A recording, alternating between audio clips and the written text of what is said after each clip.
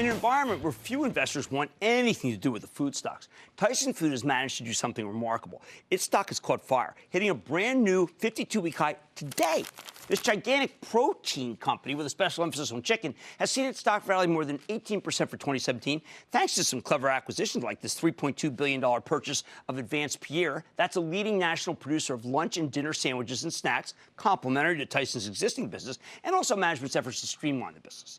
And look, if anyone doubted that Tyson was a different kind of food company, that doubt should have been put to rest last September, when the company raised its full-year earnings guidance dramatically, also gave a very robust forecast for next year, courtesy of Advanced Pierre deal, and some other things that were, I thought, terrific. No other food producer can claim this kind of growth. The stock hasn't looked back. I'm optimistic as we get closer to the earnings report in a week and a half that it'll be terrific, but that's not what we're talking about. We're talking big picture. How has this food company managed to perform so well at a moment when food is very much out of style on the Wall Street fashion show? Let's take a closer look with Tom Hayes. He's the president and CEO of Tyson Foods, who has masterminded this company's recent turnaround. Mr. Hayes, welcome to Mad Money. Good to see you, sir. Hey, how you doing, Jim? All right. I'm honored to have you because you made an acquisition, the big one, the Hilser, which a lot of people felt was an overpay. It turned out to be an amazing deal. You know, it really has. Let me start by saying, not just great to be here, but a great time to be at Tyson Foods. Yes, it is. Yes, it is. Transforming the business is a lot of fun. It's a lot of pain, too, but it's a lot of fun. And we're having a really good time. Growth is the key.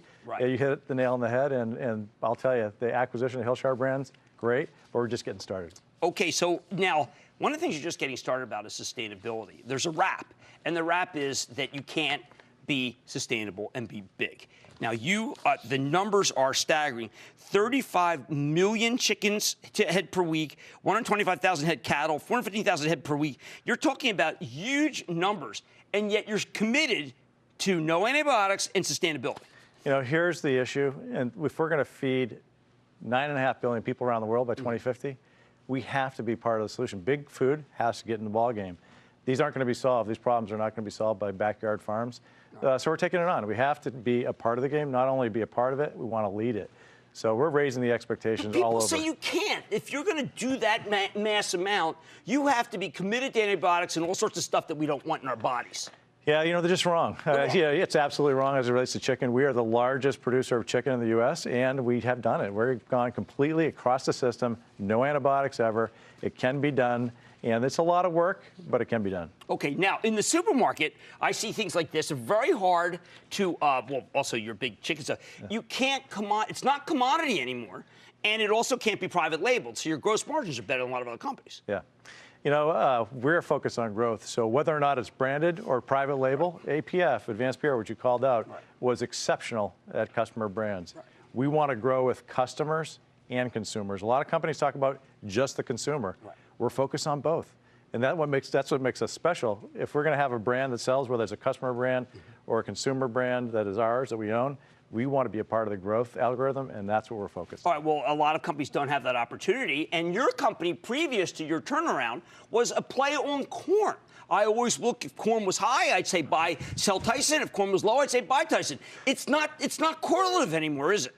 Well, really, you know, corn is a massive, massive input for us, and we focus a lot on it, of course. But what we're doing through this, as you can see, the innovation, is separating ourselves from our peers in that we want to have products that consumers demand. So not so much focused on the volatility of corn, focused on great products that consumers want. Okay, now, will Advanced Pierre be important in a strategy where Amazon has bought Whole Foods? You know, Amazon buying Whole Foods, let me back up and say the whole space is being disrupted. Right. And absolutely. But are you ready for it? We are ready for it. And here's what the key thing is. Going back to the customer connection, of course, you know, if Amazon's going to be successful, that's fantastic. But there's a lot of other customers in the business that are focused on doing the right thing by the consumer.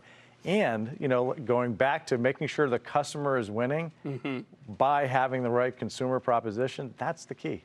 Right. Now, the customer, turns out, I don't know if you knew it or the customer knew it. It's like Steve Jobs knew what we would want. The customer is committed to protein. Did you see it coming? Is that one of the reasons why you bought Hilser? Because now we know that protein is the one thing that we can put in our bodies that's good for us.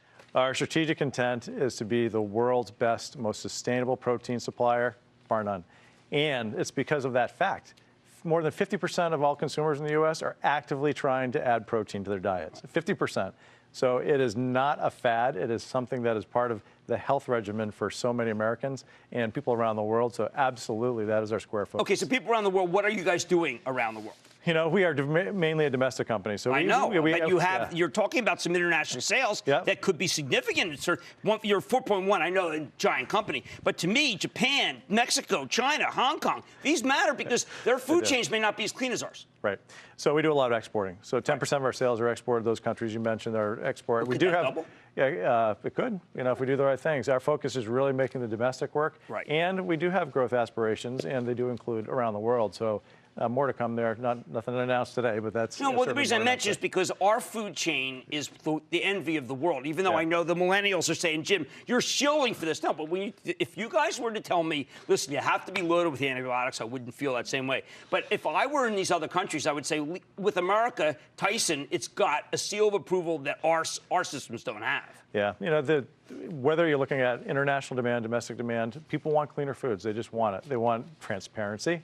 They want to know where the food was produced, and that is something that's not going to go back. So we are very focused on making transparency work for us, and also in exports, there is a lot of demand. Right. Chinese consumers want American products, certainly American beef. You've heard the story on that.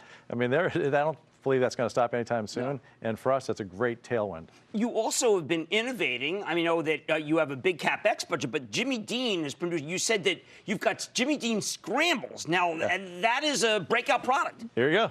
That's it right there. So this is a Sunday morning breakfast with a Tuesday morning effort. Right? So what you want to do is millennials will go for this? I mean, absolutely. Why? Yeah. I mean, it's organic, it's fresh. all protein. It's protein. Yeah, there's 2 real eggs in a cup. You put them in the microwave. You put the meat in and cheese. But that's one lazy millennial. But it tastes delicious. You got to taste it. You got to taste it. And then tell me whether or not. Okay.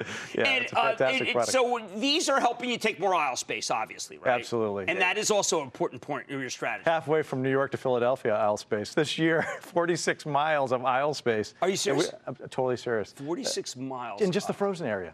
Really? Yeah, because of Jimmy Dean and the Tyson brands, the renovation that we're doing, and the new products we're introducing, all across all retailers. So what happened? Under Sarah Lee, Hilscher didn't grow, right? And they didn't put the money toward it? I mean, because we didn't know. When they split it off, I thought it was a dead category. Okay. It just wasn't backed? Focus. Okay. So Sarah Lee was a conglomerate at one point, which you well know, right? And so we split the food business from the coffee business. That's in Europe. And the food business became very focused. And that we started the growth trajectory. And we had a good thing going. And so we're a $4 billion startup. We started the innovation engine again.